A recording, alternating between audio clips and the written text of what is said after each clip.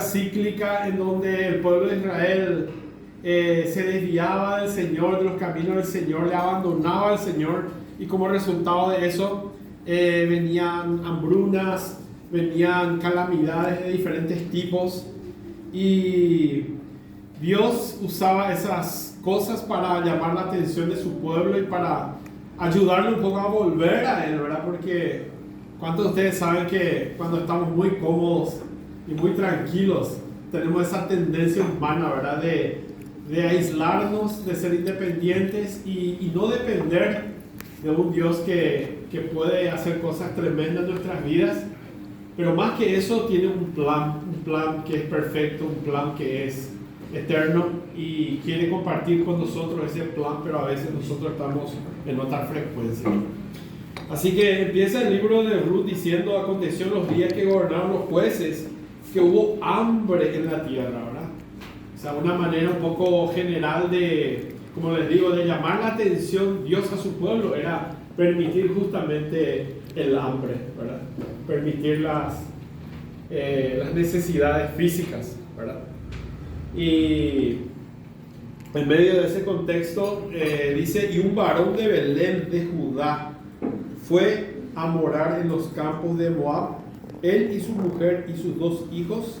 El nombre de aquel varón era Elimelech, y el de su mujer Noemí, y los nombres de sus hijos eran Malón y Kelión, efrateos de Belén de Judá.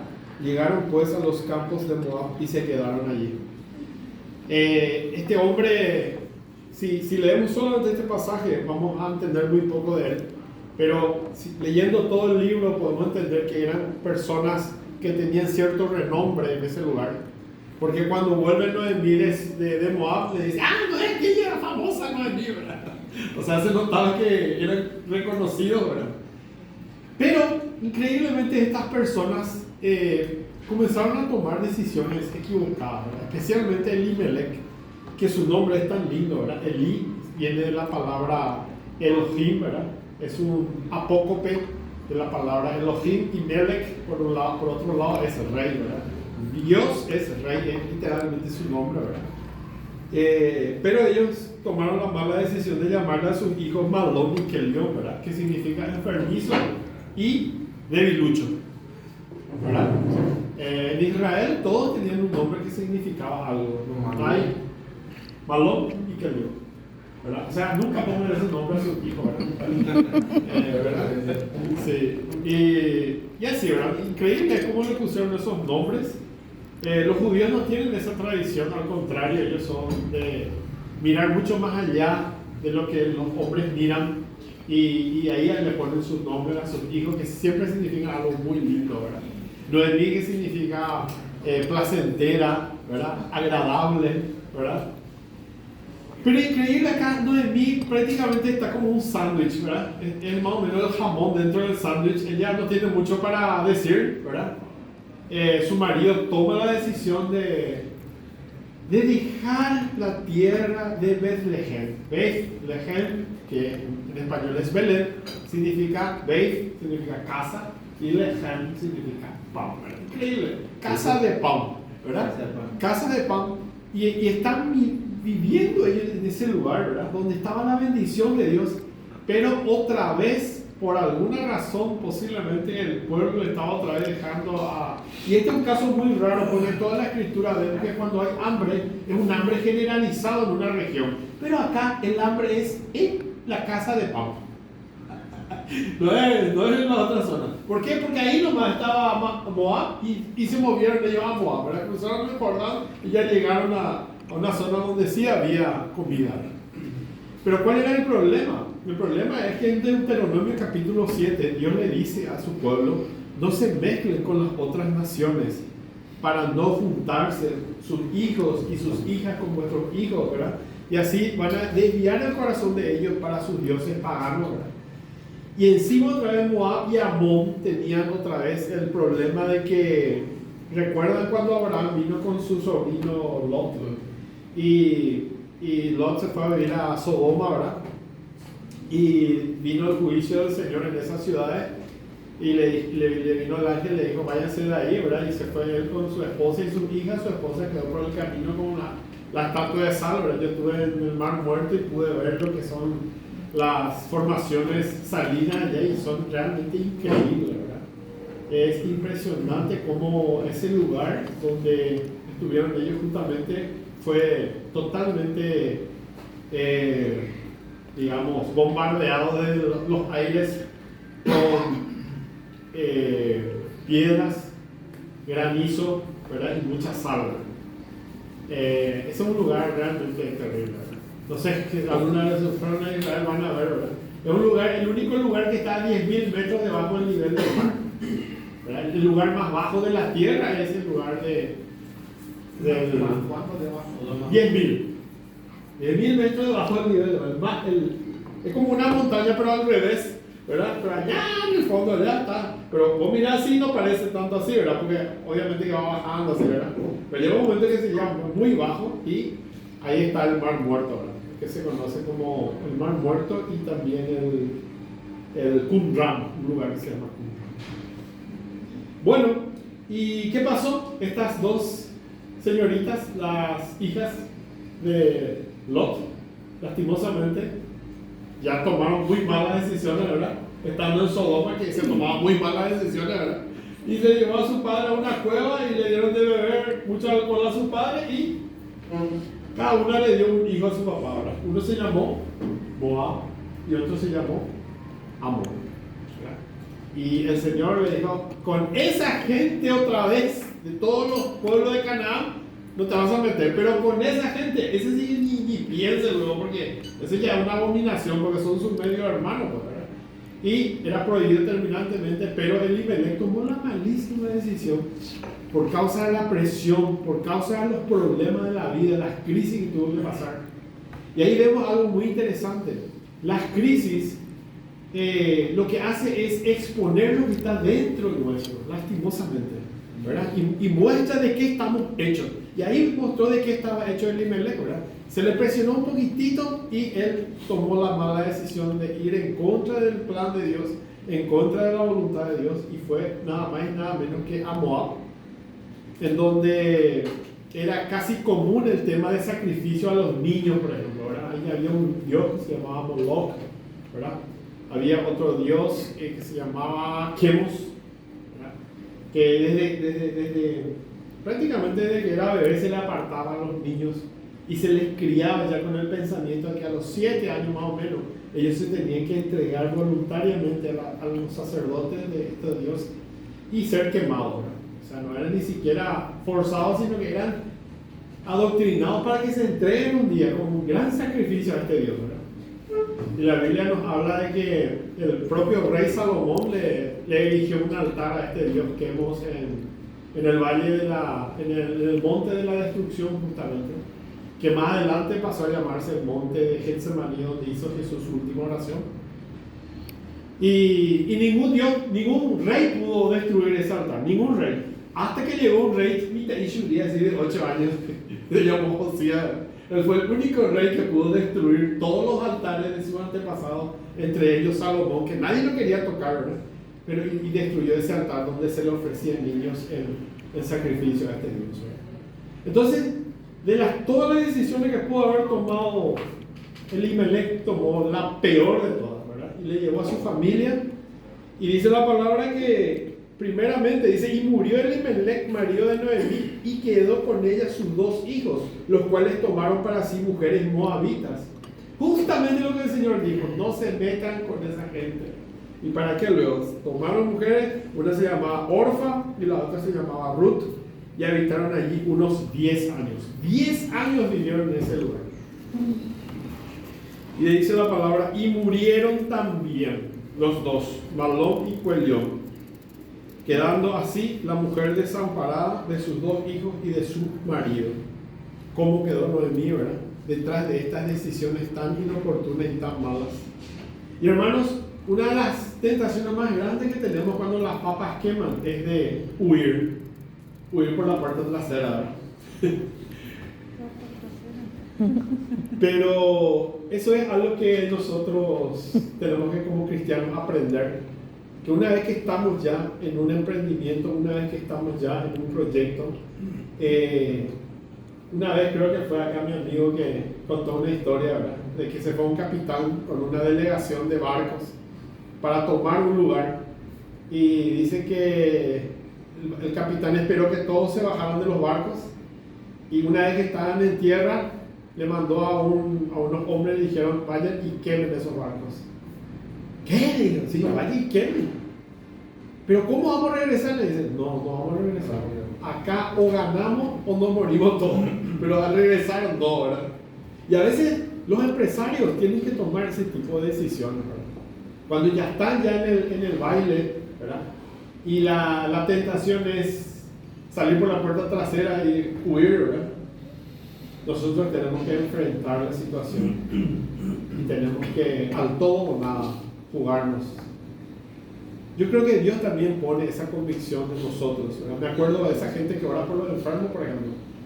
Hay gente que ora por los enfermos y que se va ahí con una fe y con una autoridad, le reprende la enfermedad, ora por ese enfermo y ese enfermo se cura, se sana y se levanta. Pero hay veces que no tenemos esa convicción de parte de Dios, ¿verdad? Más bien, quizá la oración sea: Señor, ¿cuál es tu voluntad, Padre, para esta persona? ¿Vos querés que esta persona pase por esta situación, verdad? Y a veces también es así, ¿verdad? Y ahí es tan importante que nosotros mantengamos nuestra relación con Dios, por más que esté fea la situación. David, por ejemplo, ¿cuántas veces tuvo muy mal su vida? ¿Verdad? Y en una de esas escribió un salmo que dijo: ¿quién me diera alas como de paloma? Yo volaría y me iría lejos, dice, ¿verdad? Y Jeremías también. Jeremías dijo: yo también quiero ir al desierto y esconderme de este pueblo tan rebelde, ¿verdad? Me quiero esconder. Yo no estoy podrido de esta gente. Entonces, muchas veces tenemos esa tentación, ¿verdad? Pero nosotros somos un pueblo que tenemos a un Dios todopoderoso, ¿verdad? Los discípulos, ¿se acuerdan cuando estaban en la barca con Jesús? Jesús estaba roncando y ellos estaban soportando un vendaval, ¿verdad? Una tormenta terrible, ¿verdad? Y bueno, no había forma de salir del bote, si no se iban a ir también huyendo, ¿verdad? Pero no había forma. Entonces, ¿qué hicieron? Hicieron lo único que se puede hacer cuando no puedes huir, ¿verdad? Es recurrir al dueño de la creación, ¿verdad? Y ni bien le despertaron, él solucionó así el problema. Y muchas veces también nosotros tenemos la solución ahí cerquita nomás, pero siempre la solución está al lado de nuestro Dios. ¿Por qué? Porque Dios tiene un plan mayor para nosotros que el que nosotros tenemos. Nosotros tenemos un plan muy pequeño y muy de corto alcance, pero Él tiene un plan que es tremendamente más grande, ¿verdad? Que es que le adoremos, como dijo hoy Siegfried con estos libros, ¿verdad? Le adoremos en nuestra profesión a Él.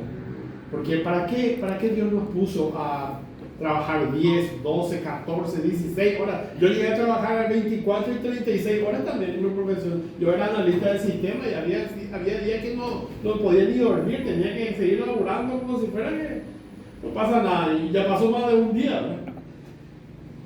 Entonces, en esos lugares nosotros prácticamente dedicamos nuestra vida y dedicamos casi todo nuestro tiempo en nuestros respectivos trabajos, ¿verdad? Y ahí el Señor quiere que nosotros le adoremos, ¿verdad? Más que en la iglesia, porque en la iglesia pasamos 2 horitas, 4 horitas, no sé, 6 horitas a la semana, no sé. ¿Cuántos de ustedes pasan en el templo su horario, sus tiempos, ¿verdad? Pero no, el lugar donde más pasamos tiempo es, por ejemplo, acá las señoras en la cocina, ¿verdad? Había una hermana que puso en su cocina un cuadro que decía: en este lugar se adora al Señor 3 veces por día. Okay. Sí, 3 veces por día se adora. Y así también, nosotros tenemos nuestro centro de adoración, que es el lugar donde Dios nos plantó para que le glorifiquemos a Él con nuestro trabajo. Y la palabra dice: todo lo que hagáis, sea de palabra o de hecho, si lo hacemos para el Señor, dice la Biblia, no solamente vamos a recibir recompensa terrenal, sino que vamos a recibir una recompensa del Señor mismo para nuestra vida, para nuestra familia, ¿verdad? Y quiero enfocarme ahora en Noemí. Noemí, pobrecita, ella no eligió irse ahí, quizás en ese tiempo la cultura era que el marido dice, vamos acá, y sí señor, tenía que ser la esposa, ¿verdad? Era un poquitito verticalista el tema en aquel entonces, ¿verdad? Pero ella, estando ya sufrió la pérdida de su marido, sufrió la pérdida de sus hijos, y ahora se queda con 2 nueras viudas, y ella tiene que tomar la decisión. Pero miren lo que pasó. Entonces se levantó con sus nueras y regresó de los campos de Moab. ¿Por qué? ¿Atendés por qué? Porque oyó en el campo de Moab que Jehová había visitado a su pueblo para darles pan. Qué lindo, ¿no? Qué lindo es saber que nuestro Dios de repente tiene el poder para sacarnos el pan y tiene el poder para darnos el pan otra vez, ¿verdad? No es que te saca el pan nomás, sino que te puede dar, porque Él es un Dios poderoso, ¿verdad? Y nosotros no tenemos forma de manejar esas cosas, solamente Dios puede hacer eso, ¿verdad? Entonces, dice, salió pues del lugar donde había estado ella con sus 2 nueras, y comenzaron a caminar para volverse a la tierra de Judá. Mirad lo que interesante. Volvemos a nuestra tierra, volvemos a nuestro Dios, volvemos a nuestras tradiciones. Y ella le dice, váyanse ustedes con su pueblo, ¿verdad? Y dice, y Noemí respondió, volvió, hijas mías, ¿para qué os habéis de ir conmigo? Tengo yo más hijos en el vientre que puede ser para vuestros maridos. Volveos, hijas mías, e idos, porque yo ya soy vieja para tener marido, y aunque dijese, esperanza tengo, y esta noche estuviera con marido, y aún diese a luz, ¿habían ustedes de esperar tanto tiempo, verdad? Entonces dice, y ella otra vez alzaron su voz y lloraron, y Orfa besó a su suegra, mas Ruth se quedó con ella. Y Noemí dijo, he aquí tu cuñada se ha vuelto a su pueblo y a sus dioses, Orfa, ¿verdad? Vuélvete tú tras ella. Respondió Ruth, no me ruegues que te deje y me aparte de ti, porque donde quiera que fueres iré yo, y donde quiera que vivieres viviré. Tu pueblo será mi pueblo y tu Dios será mi Dios. Donde tú murieres moriré yo, y allí seré sepultada, y así me haga Jehová, y aún me añada que solo la muerte hará separación entre nosotros y Dios. Y viéndolo en mí que estaba tan resuelta a ir con ella, no dijo más, ¿verdad? Hermanos, vamos a ser probados en nuestra empresa, en nuestro negocio, en donde quiera que estemos. Vamos a pasar cosas muy difíciles. Pero le voy a decir una cosa: cuando vos te decidís de verdad a perseverar, a cumplir esos objetivos que te trazaste, que con oración posiblemente te habías trazado y el Señor te había mostrado qué tenés que lograr, hacia dónde va a ir tu embarcación, entonces, hermanos, lo único que nos queda es decidirnos totalmente y confiar 100% en lo que el Señor va a hacer, ¿verdad?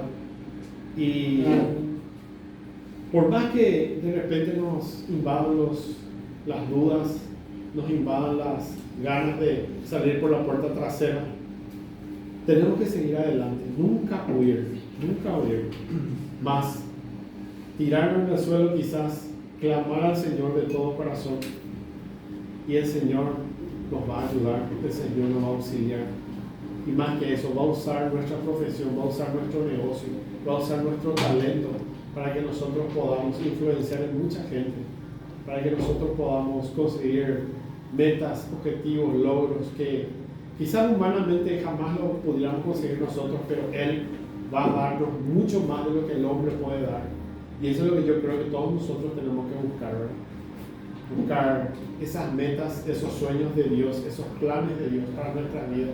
Imagínense ustedes, Noemí no sabía, pero detrás de todo esto había toda una... Hola, ¿qué tal? Buenas noches. Buenas noches. Buenas noches. Bienvenido. Había un ñandutí que Dios iba hilvanando, ¿verdad? ¿Qué era ese ñandutí? La historia, nada más y nada menos que la bisabuela de el rey David, ¿verdad? Nada más y nada menos, la Ruth, ¿verdad? La provisión de un redentor, ¿verdad? Que primeramente fue Booz, ¿verdad? Pero después fue nuestro querido Mesías,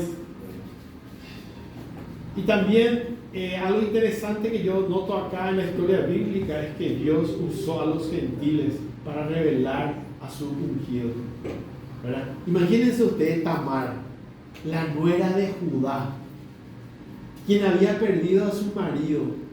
Dice la Biblia que se tuvo que hacer pasar por una prostituta para juntarse con su suegro. Guatana de calcular. Esa es la antepasada de Jesús. Y Rahab, ¿y quién más? Ruth, ¿verdad? Y había una cuarta. No, la esposa de Salomón, la última, la mamá de Salomón. Betsabé. Ella era hitita, no era judía. Dios le usó a mujeres así que impresionantemente para ganar su ñandutí, ¿verdad? Ñandutí le digo yo, pero ustedes pueden decir un mosaico, ¿verdad? Para armar el mosaico, ¿verdad? Y Él va armando ese mosaico. Él está usando a ustedes, ¿verdad? Como pastores del mercado. Ustedes son pastores del mercado, ¿verdad? ¿Quiénes son los pastores del mercado? Aquellos que no están en un púlpito quizás, pero que están en un lugar donde un pastor jamás le van a llamar. A un pastor nunca le van a llamar. Por ejemplo, una reunión en la ANDE, por ejemplo. Vamos a suponer que voy a trabajar en la ANDE. ¿Usted cree que le van a llamar a un pastor para que venga a orar ahí o para que venga a bendecir? No, no le van a llamar. Pero ahí estás vos.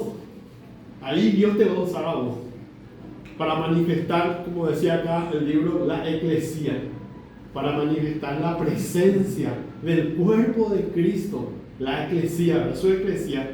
Porque la palabra dice que toda autoridad, Dios, ¿dónde dejó? ¿Dónde delegó? En el mundo.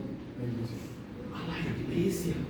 Nosotros tenemos el poder. Por eso Jesús dijo cuando iba a dar su gran comisión: toda potestad me es dada Y en la tierra. Y algunos dicen que en los cielos, hermano, dio la potestad, no en la tierra. No, pero algunos dicen que cuando vuelva la segunda vez recién él va a tener potestad, dicen algunos, ¿verdad? Pero eso no fue lo que dijo Jesús. Él dijo: toda potestad, tiempo presente, me es dada. Y vos, querido hermano, vos, querida hermana, tenés esa presencia de Dios para llevar en lugares donde quizás nadie lo puede entrar. Por eso Dios le dijo a Pablo: yo te voy a llevar al frente a reyes, donde Pedro, Santiago, Juan y eso ni le van a invitar, ni van a, ¿verdad? Pero vos vas a entrar ahí, vos vas a acceder ahí. Por eso Pablo no solamente predicaba el evangelio, sino dice la palabra que se fue 3 años a Arabia, quizá para aprender a hacer tiendas y también para aprender a vender, porque una cosa es hacer tiendas, pero otra cosa es vender. Totalmente diferente. Entonces tenés que aprender sí o sí a vender. Absolutamente. O si no, no va a pasar nada, ¿verdad? Así que Dios le llevó a Pablo para hacer su obra. Y así también cada uno de ustedes en su negocio, en el lugar donde Dios le plantó. Acá el hermano Oscar, el abogado, Dios le lleva al Palacio de Justicia, Dios le lleva a lugares impresionantes donde quizás ninguno de nosotros no vamos a poder entrar. Pero él sí, ¿verdad? ¿Para qué? Para manifestar la voluntad de Dios, el plan de Dios, y para manifestar su presencia, que para mí es lo mejor. ¿Verdad? La presencia de Dios nosotros llevamos, la presencia transformadora. Acá nuestro amigo nos va a dar un testimonio espectacular de cómo Dios lo usó también para transformar su vida y muchas otras vidas también, ¿verdad? Entre ellas mi vida y la vida de mi esposa, ¿verdad? Así que Dios tiene ese poder en sus hijos de transformación, pero para eso tenemos que tomar buenas decisiones. Si no somos capaces de tomar buenas decisiones, Dios nos va a tener ahí en la esquina hasta que aprendamos, ¿verdad? Hasta que clamemos por sabiduría, ¿verdad? Si ustedes me preguntan qué es el motivo de oración más importante de esta vida, y la que hizo Salomón le hizo al Señor: Señor, no sé ni cómo entrar ni cómo salir. Este inmenso pueblo yo no sé cómo dirigir, ¿verdad? Entonces, ¿qué me vas a dar? Sabiduría. Con la sabiduría lo tenemos todo, ¿verdad? Y otra cosa que para mí es la clave de esta vida es aprender a ser fiel en lo poco. Porque el Señor tiene una promesa: si me sos fiel en lo poco, te haré más. tenía que poner un puntito más. Pero después dice una palabra que a mí me deja sin aliento, ¿verdad? Me dice: entra en el gozo de tu Señor. O sea, Amén. ¿qué es lo más importante de ser fiel en lo poco? No es solamente de ir subiendo el escalón de la escalera de la vida, sino que estar siempre entrando en el palacio del rey, en la presencia del rey, donde hay gozo, donde hay alegría, donde hay renuevo, en su presencia y eso, ¿verdad? Entonces, dos motivos de oración para orar todo este mes de septiembre. Uno es sabiduría y otro, Señor, ayúdame a ser fiel en lo poco. En lo michimi nomás necesito ser fiel. Y Él te va a poner en el siguiente escalón. Y en ese otro escalón, ayúdame otra vez a ser fiel en este escalón, Señor, ¿verdad? Y te ponen en el siguiente otro escalón, ¿verdad? Y así, vamos subiendo escalón por escalón, ¿verdad? Habitando en la presencia del Señor todos los días. Así que le doy la palabra acá al amigo Matías. Gracias, pastor. Un gusto escuchar a ti hacer las cosas con la palabra de Dios. Dios le pone las palabras. Y gracias por tu vida, tu esposa. Y es algo muy especial para aprender de esta forma. Bueno, queremos escuchar al licenciado